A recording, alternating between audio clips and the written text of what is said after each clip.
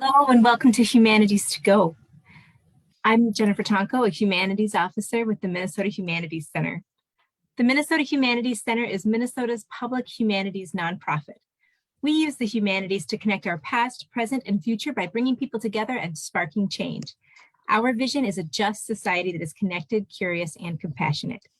Humanities to Go is Minnesota Humanities Center's platform for sharing ways that people from all corners of Minnesota are using the humanities to spark change. Tonight, we're joined by Ange Hwang from Asian Media Access. Welcome, Angie. Would you go ahead and introduce yourself to our audience? Hello, everyone. I'm Angie. I'm with Asian Media Access. I'm really honored to be able to join the Humanities to Go today.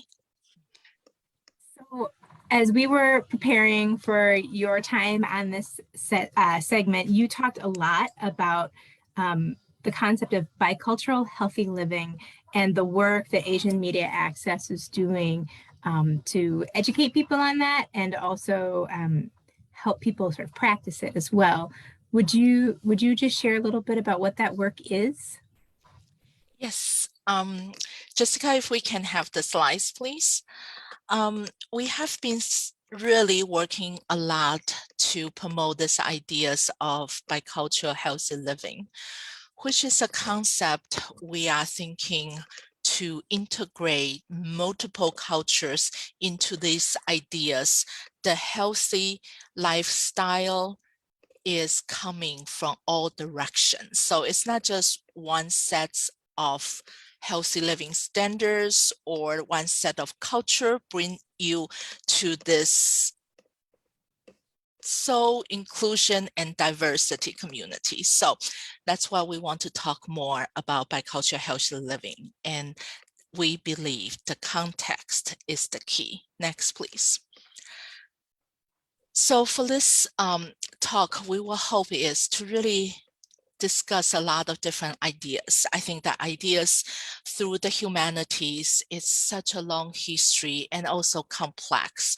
How could we all share with all these ideas in as simple ways as possible and starting to look into all these four different mindsets, I'll call it.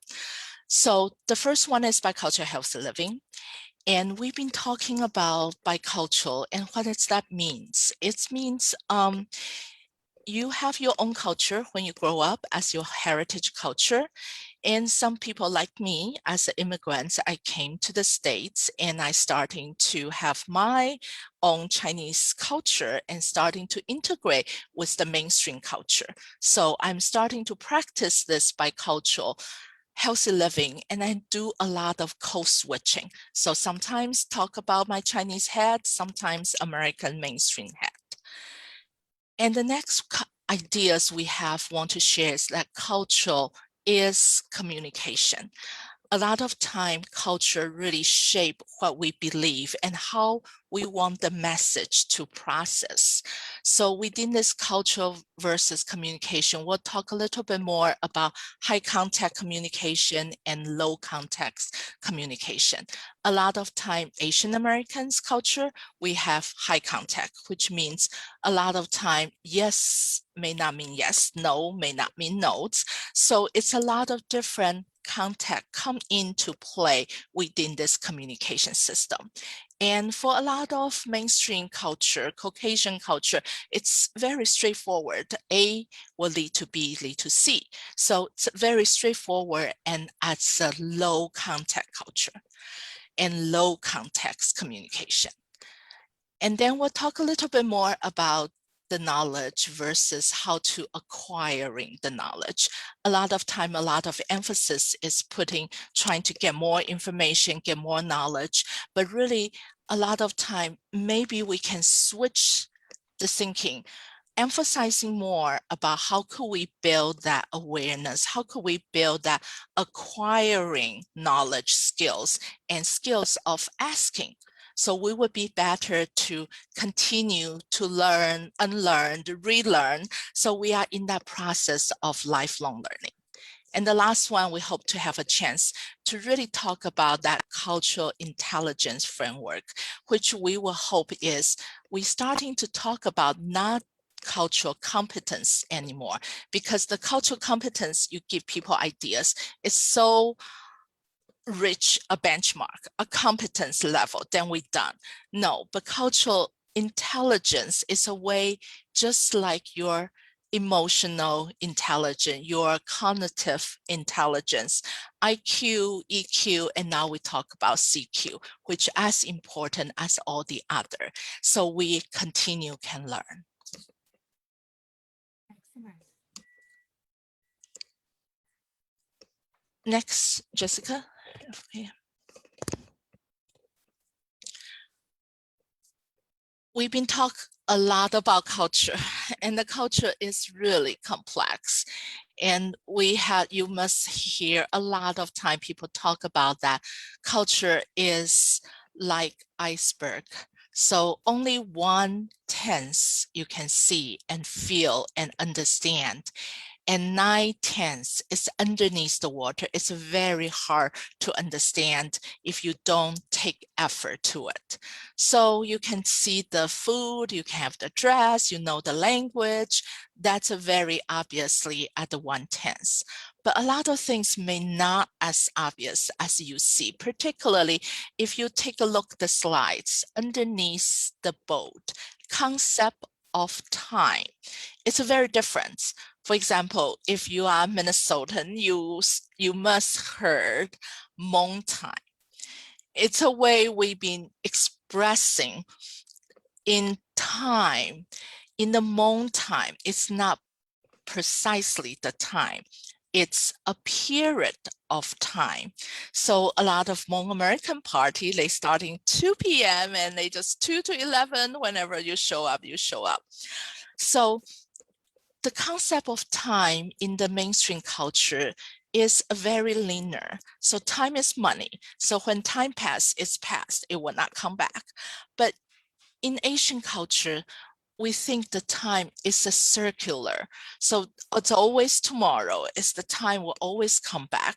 So the time concept really changed your behavior. So a lot of our seniors, very hard to keep the appointment for their either social security meetings or some of their doctor appointments, because they have exactly the time. You have to show up at 10 a.m. because time is money. So if we are in this system, if the system is designed based on Eurocentric concept of time, then other people concept, particularly like the Hmong time, it's not relevant, or if may even become bad because you miss your appointment. So we're trying to really starting to communicate bicultural healthy living means you are not just using a one set of culture to set your policy, to set your program, but you're starting to think about bicultural. Bicultural means you have to integrate the different culture and treat the culture equally. So by doing this, we're starting to look into more opportunities. And then we come into also a possible barrier, because all these cultures coming together. What happened? Next, please. And this is what happened. This is a very simple ad. So from the mainstream perspective, one person lay down tired and get a Coke and then energize again to run again. Very straightforward, very good, clear message. But in our Chinese culture and a lot of the Arab-centric culture, they read from right to left. They read from right to left. So this image become a people very healthy running, you drink the Coke and you die. So it's a very different message. And this different message never been discussed, because culture is communication, and culture really set up the high contact and low contact communication styles. So if we're not starting to think about it, pay attention to culture and culture impacting on communication, we may have a lot of misunderstanding. So even just the brief example I said, yes doesn't mean yes. Yes maybe just means I hear you. So on the one hand, cultural, very low contact culture will say A to B to C, then you are cheating. You say yes. But then from the high contact culture, from A jump to D, come back to B, maybe thinking about you are too restrict. I'm only saying I hear you. You interpret it wrong. So all these are the conflict we can see, and that's all because of the cultures and how different culture interpret differently, communicate differently, and impact on behavior differently. So how does that knowledge about, oh, you know, there's Hmong time and there's this different concept of time, or people in a certain culture might read from right to left instead of left to right. And so thinking, being thoughtful about like this image layout, how does that actually impact how people, like, what are the changes? What's the difference between like kind of knowing that and then implementing that? How do you think about that? Yeah, that's a very good, a very, very good question, because that's what we are facing this dilemma just right now. Even for the pandemic, for example, in the pandemic discussions, we have a lot of our mainstreams member talk about it's their right to not get vaccine, to choose to do it or not do it. And in the collective culture in a lot of Asian country, we see when the pandemic coming up, the government say get vaccine, people get vaccine.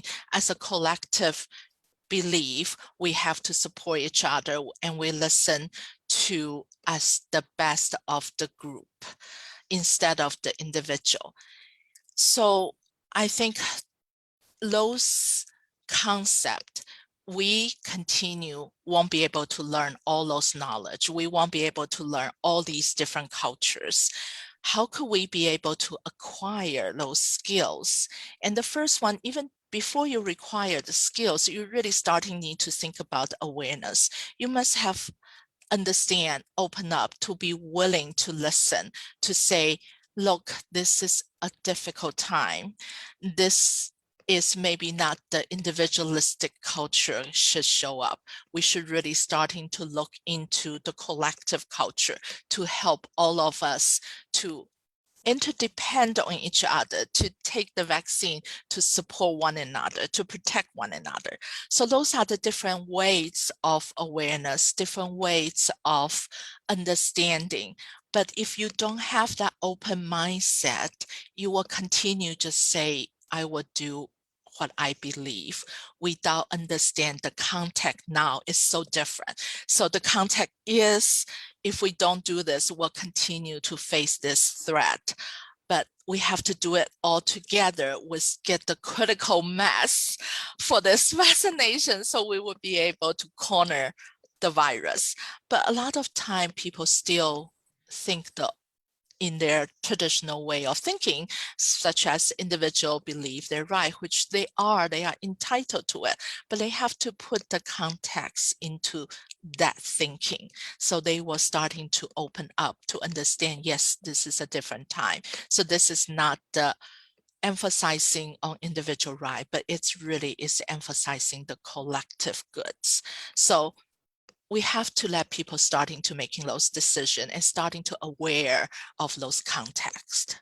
I think that the example that you're bringing up around the vaccine is a really interesting one because, I mean, it really highlights one of these real tensions, especially in the United States. Like, there's, I've I listened to a radio program that was talking about all these scholars who are trying to sort of identify different aspects of culture and sort of quantify them in certain ways, right? Which are what scholars love to do. And they were talking, you know, like they were, so the United States on their scale is one of the most individualistic cultures on the planet, right? It's highly individualistic, and that's part of, as a whole. And yet there are these pockets of other communities within inside the United States that aren't part of the mainstream, or that, you know, that are much more collective and either come from places that are more collective or are, you know, right? Native cultures that have always been here are more collective. So there's all of these, subgroups within the broader American culture, and that they have different ways of implementing the collective culture. Anyway, so that clash really, I feel like it might be one of the reasons that we're seeing these tensions even higher here now, because of these extremes. Makes it more challenging for other places. Is that open mind. So you can absorb so much knowledge you can do, but if you just believe this is what it's one way without taking into consideration of the context, you will always be able to make very linear decisions. So from A lead to B to lead to C. So that's why I believe my rights. That's why I have the rights to not take the vaccine. So, but if we're starting to look into that context, and Jessica, if you can bring next, we are starting to really want to talk not just one way of open mind, but really seeing a different stage of process. We have to really realize this need to be learned and relearned and continue to learn, because we, in our culture as well, as a Chinese American myself, we are very, in some ways, we are really close. So we kind of tend not to welcome new ideas. We tend to be very slow, and trying to open up to outsider would be hard. So those are the things we have to continue to be mindset and starting to think about it. So that's what at the second line, we ask everyone to assess your cultural intelligence level, because you may be denial, you hate the other culture, you just want Chinese culture. And we can maybe see a lot of those in Chinatown, New York, Chinatown, because of that. So there's a different level of assessment you have to really starting to see, to really be able to understand where you are at, why you see other culture, you either welcome them or you dislike them, and where you are at. So after you have that good ideas for which assessment you are at, we're starting to bring in some basic understanding, awareness level, the 1/10 of the iceberg. So those things very easy to see. You're aware of different Chinese food and you know how to order them. So that's the 1/10 of that iceberg. And then the knowledge may be very shallow part underneath the water, such as the time, such as the people's space. Different people have different culture, has a different identification for privacy, identifications of your personal space. So very easy to understand. And last one is the skill level at the bottom. It's very deep. You need to acquire the skills to learn how to ask good questions, how to observe, how to be able to better understand each other at the deeper level. So after the assessment, we ask you to have that basic understanding, and we hope you will apply that to this iceberg. And then we propose a principle, 5 principles we really hope our community can starting to practice. So it's not just talk about culture, but how you put the culture into practices. And we want you starting to talk about integration too, because a lot of time you have to integrate culture together. As now we are so diverse, so inclusion, we need to have that integration process. So we don't want it to just be a very Eurocentric system design from A to B to C, very linear and very based on the paperwork. And we see so many abuse because of just based on the paperwork for the relief money. We see a lot of mom and pop shop in our Asian American community. They may not have a good paperwork. They may not even file the tax return sometimes. So they won't get support. But on the other hand, people may have a paper company and they get support because they wouldn't be able to develop very clear A to B to C. So how can we balance this? How can we have a relationship-based approach plus a logic approach. Both are equally important to each other. Otherwise, we'll continue to just practice one culture. That's not the bicultural healthy living at all. So at the end, we also want people to starting to thinking about, it's not just one set. We have so many different sets. We're asking people to think about cultural specific program. For example, we have the Saturday Chinese language school. So that's a very culturally specific program. And then we ask people for culturally responsive program, such as a translation. Minnesota Department of Health translate the vaccination information in different language. And the last one, we ask people to think about that cultural intelligence as last spot is that integration, not just talk about specific, not just talk about responsive, but starting to talk about integration.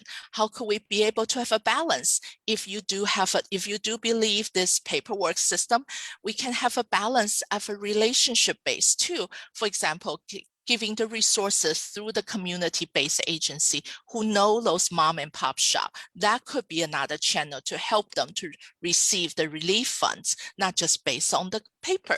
So those are the cultural integration has to happen. And I think those three different levels, it will continue to intertwine. So sometimes we will say, I will just learn my Chinese culture, I will sing my songs, and sometimes we will do an integration, or sometimes we'll just translate to support everybody. So all these has to take into consideration. But unfortunately, I think right now, we just lost that common ground to talk about those differences. And we really feel the humanity program is so important, because if we don't starting to better understand each other's cultural histories, arts, it's just so hard for that integration to happen, and so hard to pay respect to another culture. If you don't understand, it's just harder, and you will see them as lesser than your culture. So that's why I would just feel like you guys are really having that center of our future, because we need to have all these discussions continually, be able to reach that cultural integration level and really decrease all these conflict, discriminations, but really starting with humanities program.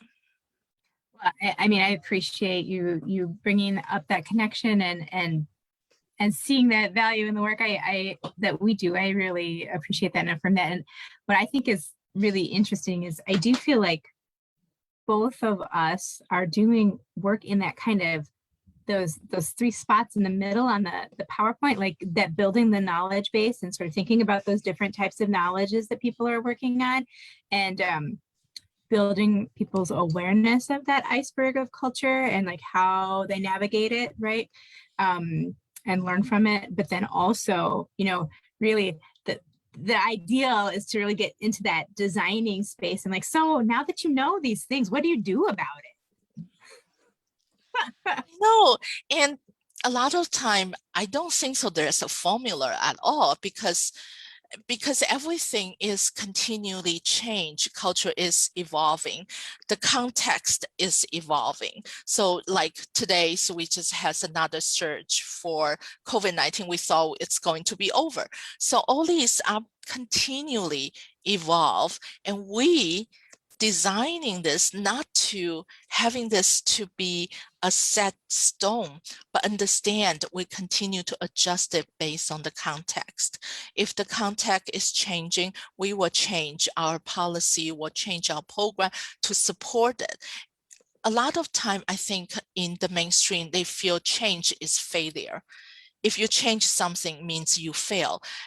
I just never understand that concept, because I know that every day is a new day, and every day the changing will come. The nature is changing, so the changing is renewal.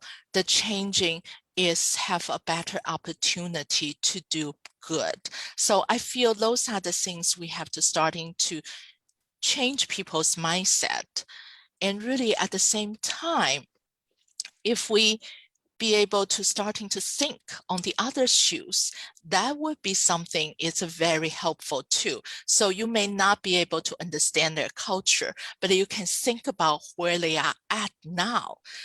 Jessica, can you bring the last slice, the photo? So I'll show you one of the things we've been talking about is that the next one.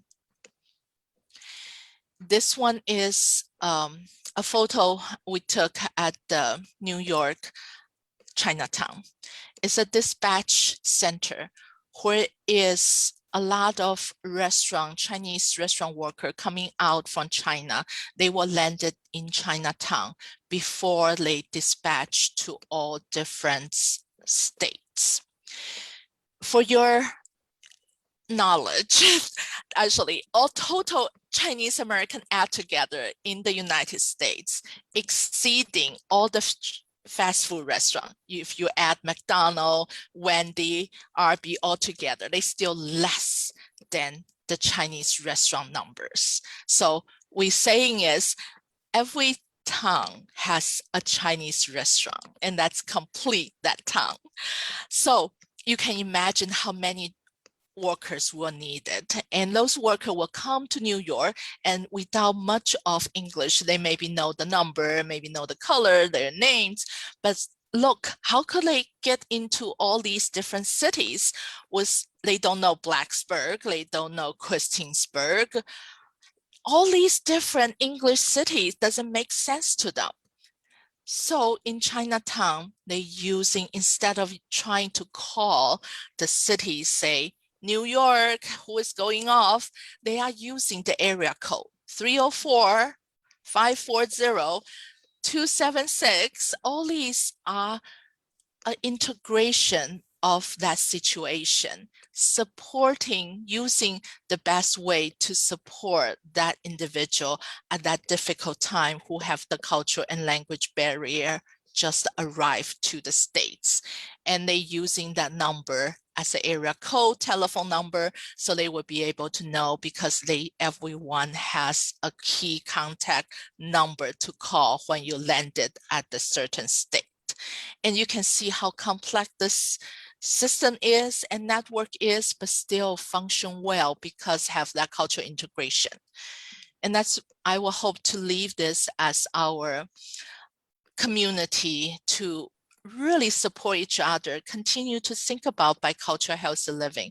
So sometimes we feel bi may not be just two, because with such a diverse community we have in the States, we think bi maybe should be just combined. We just combine this all different culture continually and understand and find a way based on the context, based on the time you are at, based on the places you are at, how could we best work together?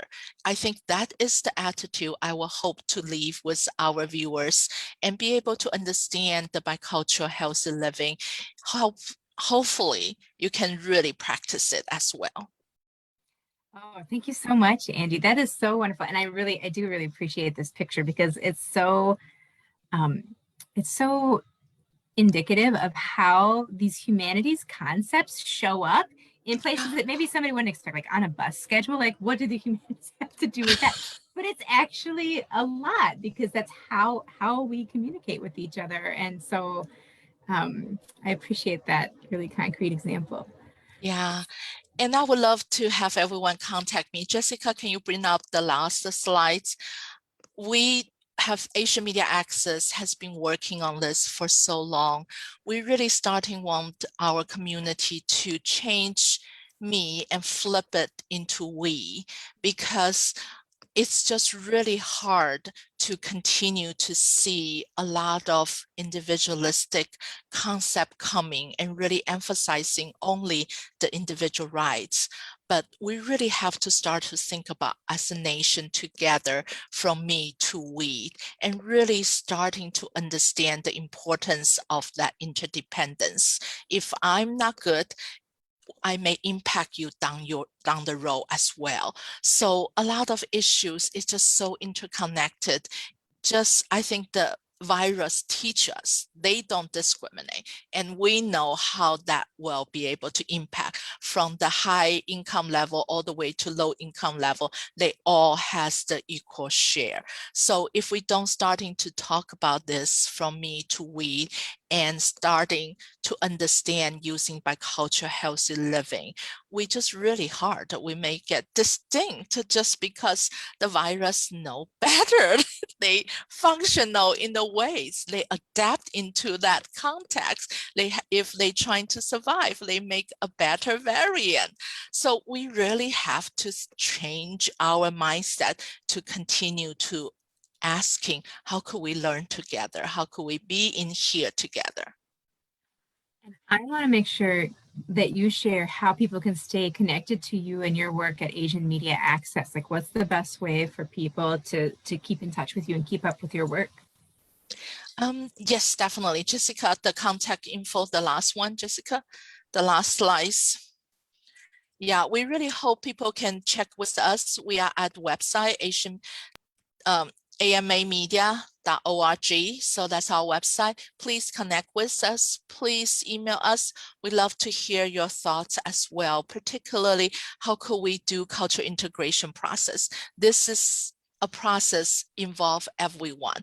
If we intentionally exclude others, that program or policy would not work because it continually ignore the culture is the key, and the culture is in the center of every behaviors and every move we make. It shows up even on a bus schedule. So thank you, Angie. Thank you so much for joining us tonight. Our next Humanities to Go is going to be on January 25th. If you're interested in other Minnesota Humanities Center programming, you can join us for the American flag as a cultural symbol on February 17th. That event is part of our partnership with the Institute for Advanced Study at the University of Minnesota. Special thanks to Jessica Rust, who is staffing our behind the scenes work tonight, and Robin Goodell, who manages our social media. And we'll see you all on January 25th. Thank you. Thank you, everyone. Bye-bye.